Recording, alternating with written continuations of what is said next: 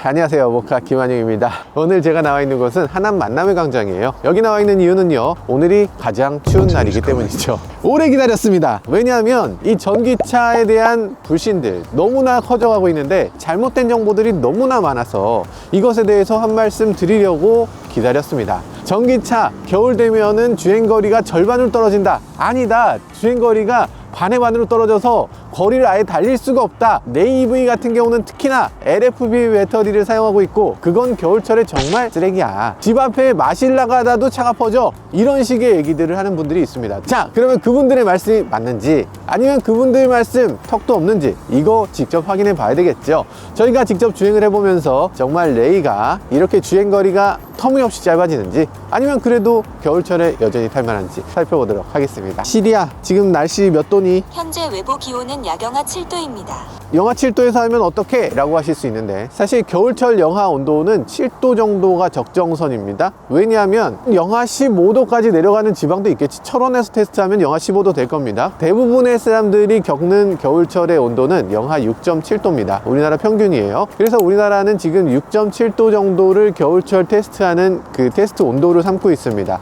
우리가 테스트하는 구간은 그거보다 오히려 약간 추운 상황이에요. 지금 공식 테스트하는 게 6.7도인데 저희는 영하 8도에서 테스트를 하게 되기 때문에 저희가 가는 길은 그거보다 더 추운 강원도를 향해 가고 있고 그리고 언덕으로 올라가야 되기 때문에 아마 공인 테스트보단 훨씬 가혹한 테스트가 될 것 같은데요. 공인 테스트 170km 간다고 했거든요. 근데 저희가 찍은 목적지는 어디냐? 양양 솔비치입니다. 양양 솔비치까지 거리는 200km입니다. 못 갈 것 같은데 가다가 퍼지면 어떡하나, 이런 걱정은 않고서 오늘 테스트 시작해 보도록 하겠습니다. 주행 가는 거리는 도대체 얼마나 나올까? 주행 가는 거리 자 보자. 213km라고 떠 있긴 합니다. 213km면 사실 목적지까지 간신히 도달하거든요. 이게 써 있는 거하고 다릅니다. 출발하면 그때 갑자기 툭 떨어져요. 그거까지 고려하면 걱정된다. 그래도 이렇게 도전해 보도록 하죠.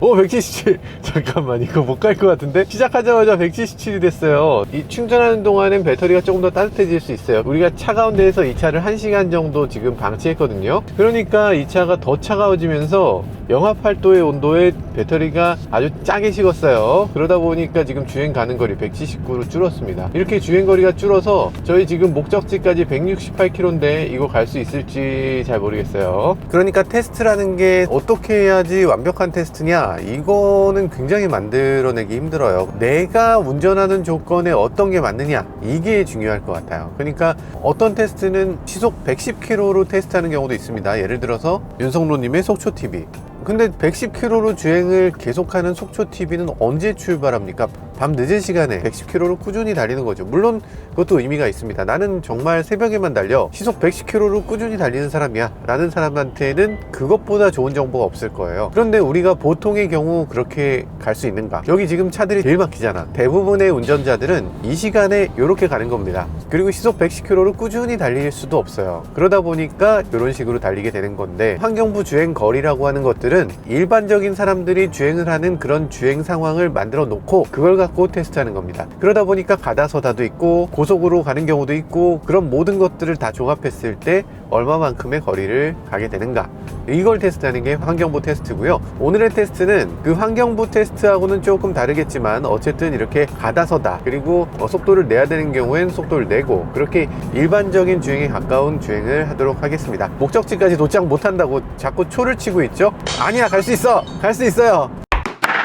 96km, 97km 뭐 이런 정도로 가고 있어요. 전기차로 장거리 주행할 때 정말 중요한 게 하나 있습니다. 뭐냐면 시속 100km까지 주행 가능한 도로에서 110km로 가면 전기를 한 10% 더 쓰는 거라고 생각하실 수 있습니다. 가솔린차 같으면은 변속기가 있기 때문에 이 고속으로 주행할 때도 낮은 RPM을 유지할 수 있지만, 이 전기차는 변속기가 없기 때문에 고속으로 갈수록 모터가 계속 더 빠르게 돌 수밖에 없는 거예요. 예를 들어서 가솔린으로 생각한다면 시속 100km까지 갈 때 3단 기어 넣고 가는 겁니다. 시속 100km까지 가면 당연히 엔진이 얼마나 힘들어 하겠어요. 기름 엄청나게 많이 쓰겠죠. 전기차에선 그런 상황이 되기 때문에 전기차는 시속 100km까지 주행 주행 가능한 도로면 시속 100km까지 가야 됩니다. 시속 110km로 가면 그게 10%가 아니라 2배의 전기를 더 쓸 수도 있어요. 그렇기 때문에 정말 고속으로 주행하는 테스트가 내가 평소 운전하는 습관하고 맞는지 이거는 생각해 보실 필요가 있어요. 그래서 전기차 주행 거리는 전비가 가장 중요할 텐데 이 차는 아래쪽에 이렇게 전비를 보여주는 그래프가 있죠.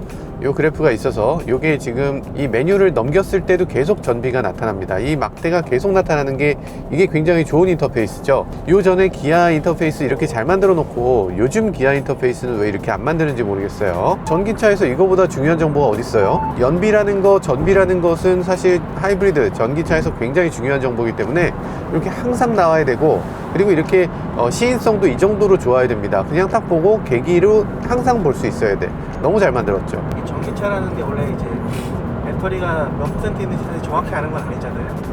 아, 그렇죠, 그렇죠. 아, 가는데 가다 중간에 퍼질 수도 있다? 그게 진짜 중요한 얘기입니다. 왜냐하면 LFP 배터리의 특징이기도 해요. 배터리 특성이 지나치게 좋아. 어떤 점이 좋냐? 첫 번째, 열이 안 오르는 게 이 LFP 배터리의 특징입니다. 배터리가 다 방전될 때까지 볼티지가 떨어지질 않아요. 예를 들어서 1.5V LFP 배터리를 사용한다면 처음 충전했을 때부터 끝날 때까지 계속 1.5V예요. 배터리라는 게 보통 이렇게 어느 정도 볼트가 있다 볼트가 점점점 떨어지잖아요. 떨어지면서 그 떨어지는 볼트를 갖고 이 배터리 얼마나 남았습니다 이렇게 표시를 해주게 되는데, LFP 배터리는 그게 너무나 안 떨어져. 상태가 좋은 상태를 끝까지 유지합니다. 그러면 이거 배터리 얼마나 남았는지 어떻게 알아? 이 LFP 배터리는 배터리가 얼마나 남았는지 확인하기가 어렵고, 그렇기 때문에 이 BMS가 그만큼 중요합니다. 배터리 매니지먼트 시스템에서 이 배터리가 얼마 있었고 얼마를 썼기 때문에 남은 배터리는 얼마 정도 될 것이다, 이거를 알아봐야 되는데, 그거를 알기 위해서는 이 배터리를 완전 방전, 완전 충전까지를 한번 해줄 필요가 있어요. 그래야 이 차의 배터리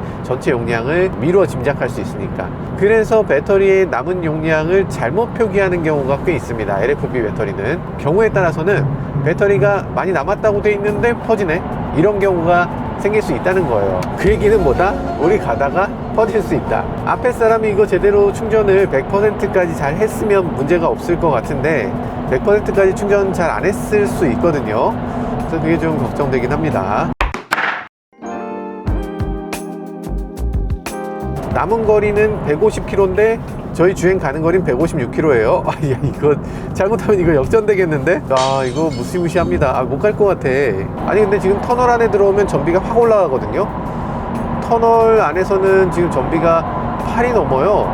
터널에서 벗어나는 순간 지금 횡풍이 굉장히 심하기 때문에 전비가 훅 떨어집니다. 이게 지금 레이 같은 디자인의 자동차는 이 횡풍의 영향, 맞바람의 영향을 굉장히 많이 받습니다. 물론 뒷바람 받으면 그것도 또 효과가 있을 것 같아. 경차고 가벼우니까. 그리고 네모 반듯하니까 바람의 방향을 신경 써야 되나? 풍수지리 같은 걸 신경 써야 되나? 어쨌든 맞바람의 영향은 확실히 받는다. 레이 승차감이 레이 EV로 와서 훨씬 좋아졌어요. 가솔린도 사실 그렇게 나쁘진 않은데, 가솔린은 고속도로 갈 때 이 소음이라든지 이 엔진이 힘들어하는 그 느낌이 너무 힘들거든요. 전기차에서는 그런 느낌이 전혀 없으니까 아주 젠틀하고 승차감도 좋게 느껴집니다. 전기차 치고서 승차감이 또 좋은 편이에요. 게다가 가속감도, 흔히 전기차 타면 멀미나요 이런 분들 계신데, 그런 분들 보통 300마력짜리 전기차를 타시는 거예요. 근데 레이 전기차는 기본적으로 출력도 적당하고 무게도 적당하고, 그래서 전기차 멀미난다 이런 분들이 멀미난다는 얘기는 더 이상 하지 않을 것 같아요. 지금 겨울인 거 감안했을 때 지금 전비가 4.9km/kWh. 겨울이나 봄이나 뭐 큰 차이 없는데? 아마 다른 분들도 조금만 노력하면은 5km는 달성할 것 같아요. 외기 온도가 지금 4도라고 떠 있는데 이건 앞차에서 배기도 계속 나오고, 어쨌든 차들이 계속 지나가는 노면이다 보니까 그만큼 기온이 그렇게까지 떨어지지 않는다는 얘기인 것도 같아요. 지금 기온은 영하 8도로 돼 있는데 도로는 그거보다 조금 더 온도가 높다는 거죠. 지금 강원도로 계속 가고 눈도 계속 내리고 있고 뭐 여러 가지로 지금 어려움이 많은 상황이죠. 눈이나 비가 내리는 것은 사실 더 가혹한 상황이에요.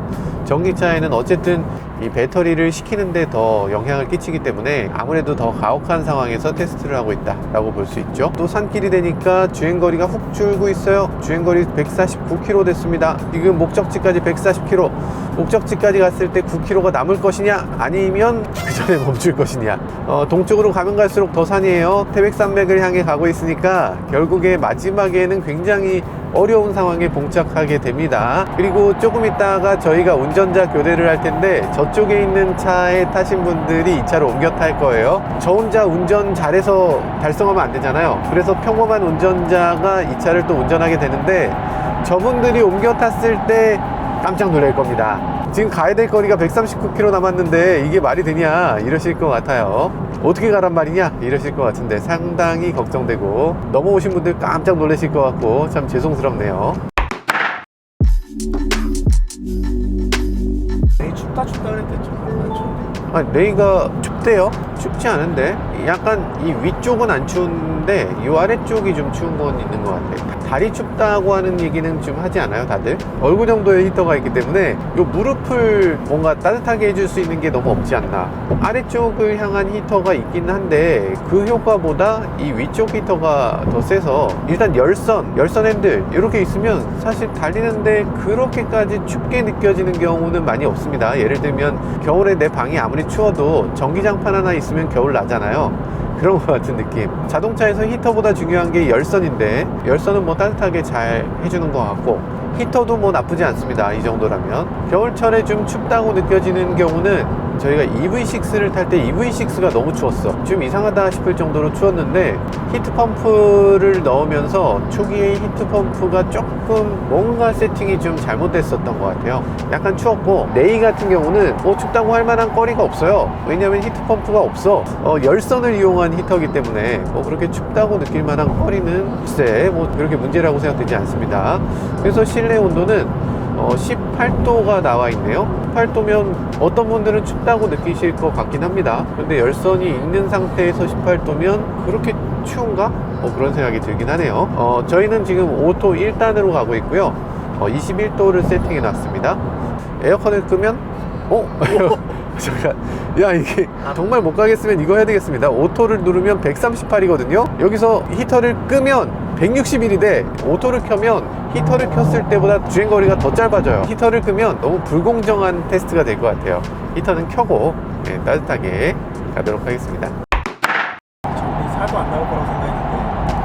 아, 전비 5 나와야죠. 그러니까 겨울철 전비에 대해서 너무 부정적으로 생각하는 것 같아요. 온라인에서 전기차에 대한 부정적인 그런 얘기를 자꾸 퍼뜨리는 분들이 계십니다.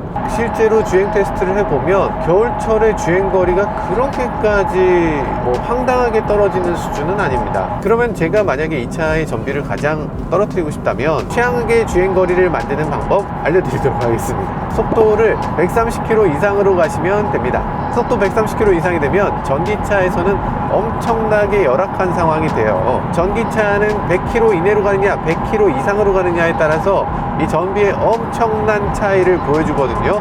근데 우리가 가는 도로 시속 100km 도로거든요. 시속 100km의 밑으로만 가라는 도로입니다. 시속 100km 이상으로 가는 건 사실 법적으로 맞지 않아요. 테스트를 할 때 시속 100km 이상으로 가는 거 뭐 테스트 할 수야 있겠지만 그게 나한테 맞는 테스트인가를 보는 게 정말 중요하고요. 전비가 나빠지는 주행 방법 두 번째, 칼치기 하면 됩니다. 칼치기 하면서 막 프락스를 밟으면서 가면 전비는 엄청나게 떨어질 거예요. 전비 떨어지는 세 번째 방법, 히터를 최대한으로 작동시키면 됩니다. 21도로 세팅했는데 이걸 27도로 세팅하면 훨씬 따뜻해지나 그렇지도 않죠. 이 열선이라는 거, 히터라는 것은 이 최대치로 작동할 때 이 바람의 세기가 훨씬 세져요. 바람의 세기는 세지는 반면에 실제로 나올 수 있는 이 열의 양이 크게 증가하지 않기 때문에 바람을 내뿜느라고 오히려 불필요하게 에너지를 소비하는 경우가 있습니다. 실제로는 더 따뜻해지지도 않으면서 말이죠.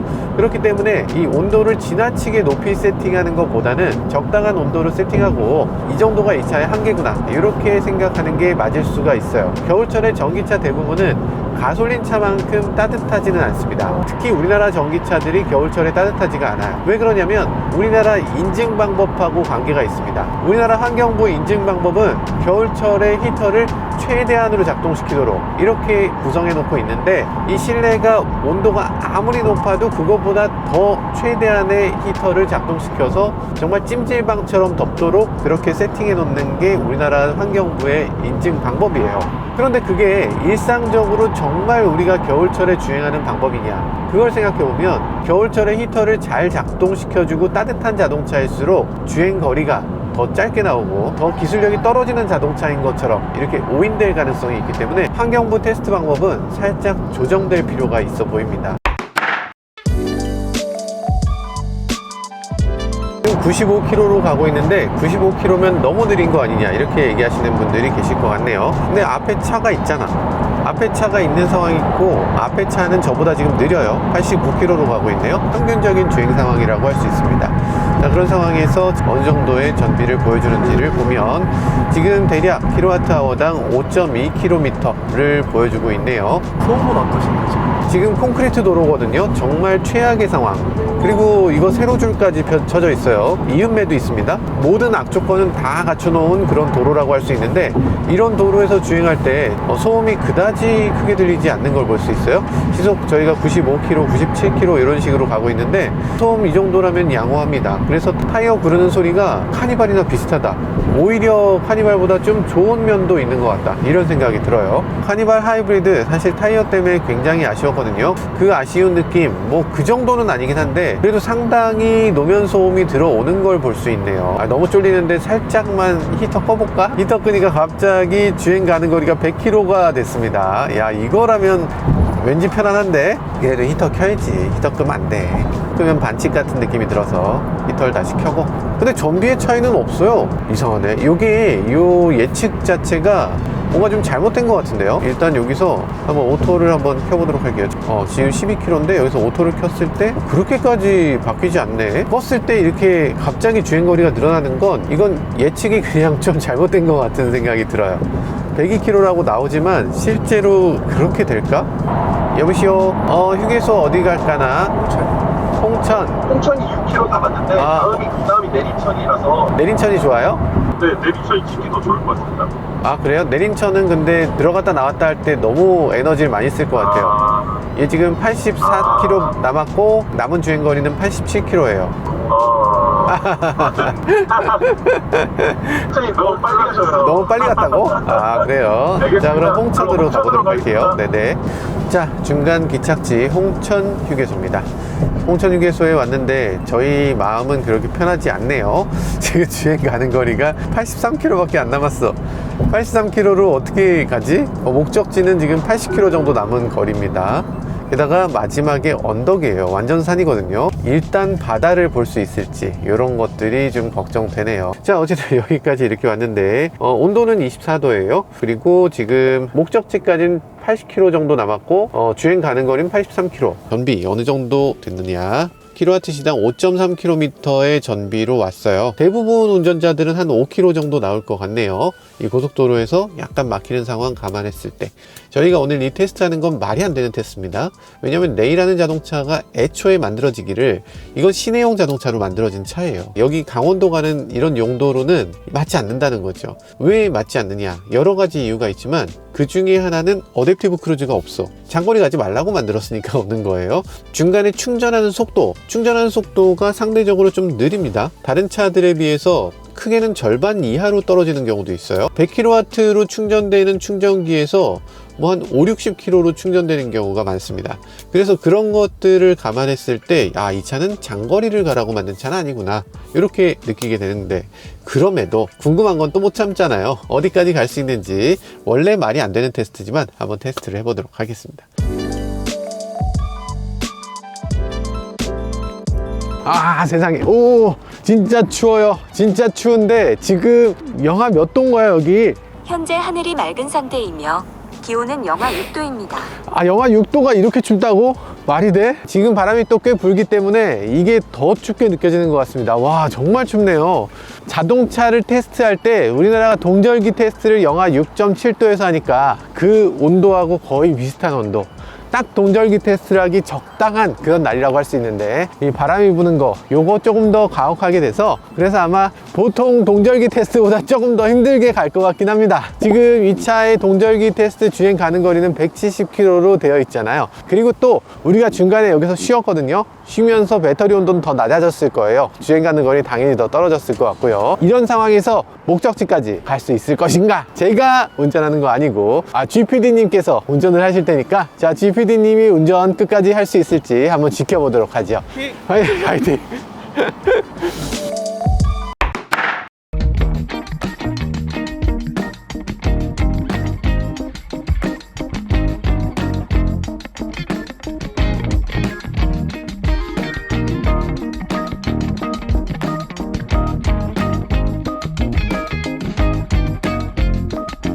네, 지금까지 내 EV를 가지고서 이렇게 양양 바다까지 왔는데요. 일단 놀란 점, 야, 이게 되네. 이게 된다는 게 굉장히 놀랐고요. 여기까지 주행 거리 171km거든요.